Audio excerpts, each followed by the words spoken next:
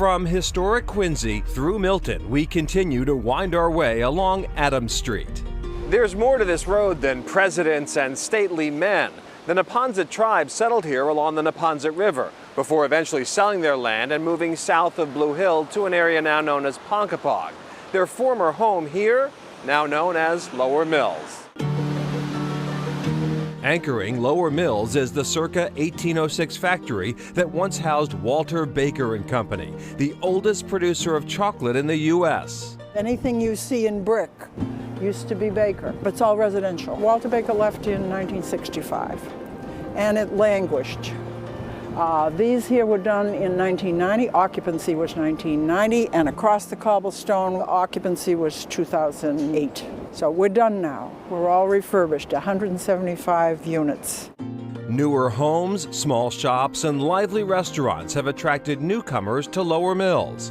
Meanwhile, at the far end of Adams Street, in the Fields Corner neighborhood, more changes are happening. I've been in and around Fields Corner pretty much all my life, and I just love how everyone's worked so hard and just the growth of the neighborhood, both from a business side and the community as well. Second-generation restaurant owner Tam Lee says he is proud to uphold his family business near the intersection of Adams Street and Dorchester Avenue.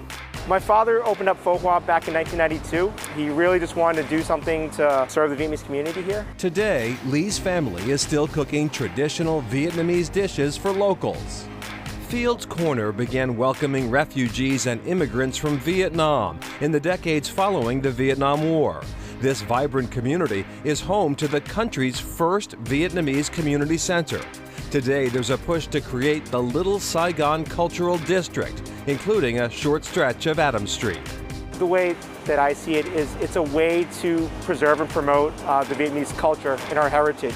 Jackie West Devine says the proposed district would not take away the charm of the neighborhood, and the Fields Corner name would stay. Little Saigon Cultural District really comes from this desire to keep Fields Corner attached to the people who have made it so strong, and that really comes down to the Vietnamese population. As executive director of the nonprofit Fields Corner Main Street, Devine is no stranger to helping small businesses. She says there are close to 200 small businesses in the district, including Lee's Pho Hoa and his passion project, Rain Drink Lab.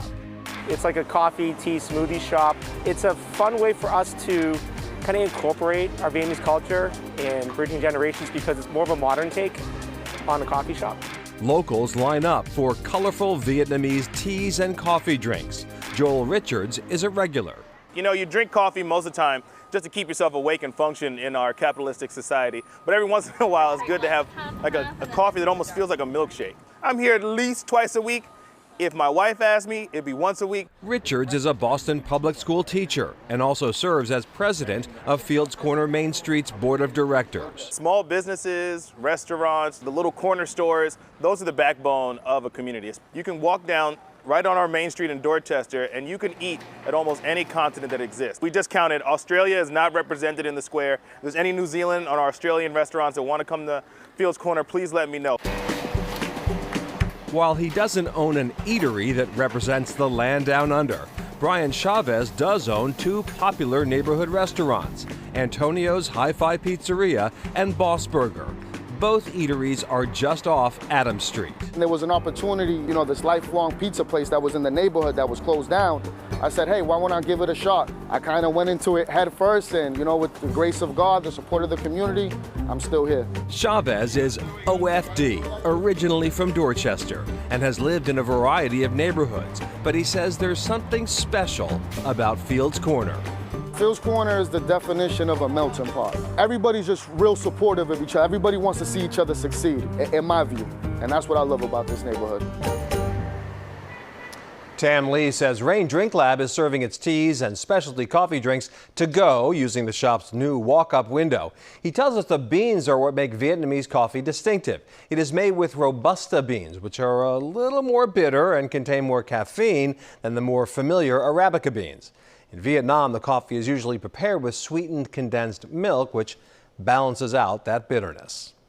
Coming up, an unusual ride through a historic cemetery.